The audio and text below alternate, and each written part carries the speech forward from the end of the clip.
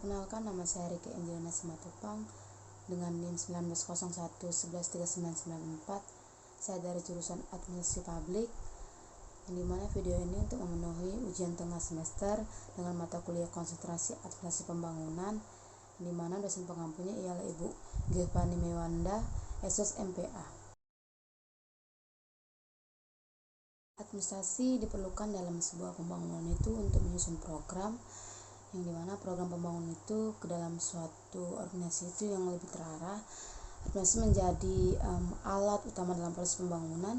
Peran administrasi bagi pembangunan itu lebih ke merupakan suatu hubungan yang lebih mengarah pada konteks ekonomi. Dalam upaya menciptakan perubahan menuju keadaan yang lebih baik lagi dalam suatu negara, yang selanjutnya itu adalah disebut sebagai pembangunan, yang dimana diperlukan sebuah pengorganisasian untuk melaksanakan program-program atau proyek-proyek yang terkait guna mencapai sasaran pembangunan.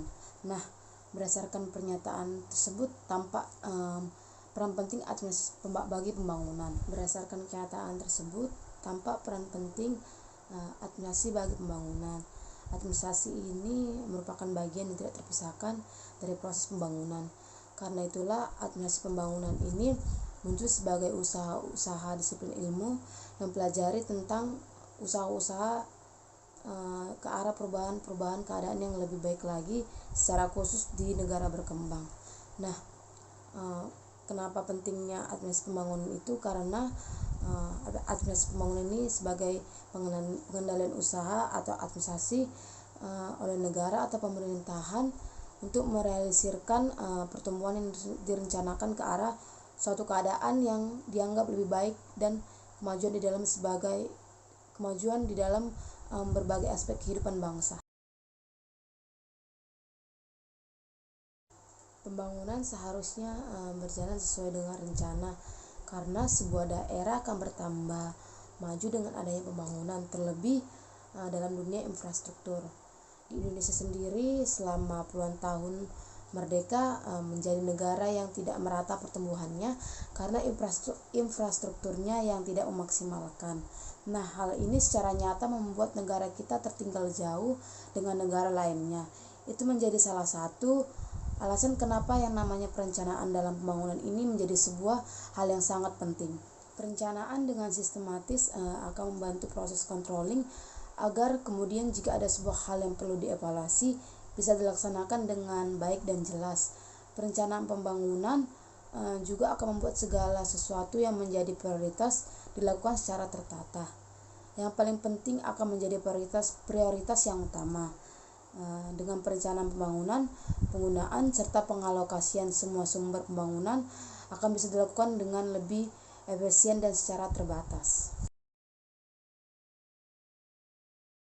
Perencanaan pembangunan nasional dan daerah akan terlaksana dengan baik, sinergis, dan terarah apabila diawali dengan perencanaan yang matang dan memperhatikan aspek kontinuitasnya. Nah, hasil yang diinginkan adalah dengan pelaksanaan pembangunan yang diharapkan perencanaannya lebih menyeluruh, terarah, dan terpadu untuk menjamin suatu masyarakat yang adil, sejahtera, dan makmur. Seiring dengan makin mantapnya pelaksanaan pembangunan nasional maupun daerah, maka sebagai konsekuensi logisnya adalah bahwa pemerintah pusat maupun daerah dituntut untuk lebih siap dan mandiri dalam menyusun strategi pembangunan dalam rangka mengembangkan daerahnya sehingga mampu menghadapi era globalisasi dan persaingan yang semakin kompetitif. Dan diharapkan perencanaan pembangunan ini menghasilkan proses pembangunan yang merata sehingga mampu mewujudkan masyarakat yang maju, makmur, dan sejahtera. Nah, hasil yang ingin dicapai dalam perencanaan pembangunan ini adalah dengan tercapainya tujuan akhir yang dikehendaki.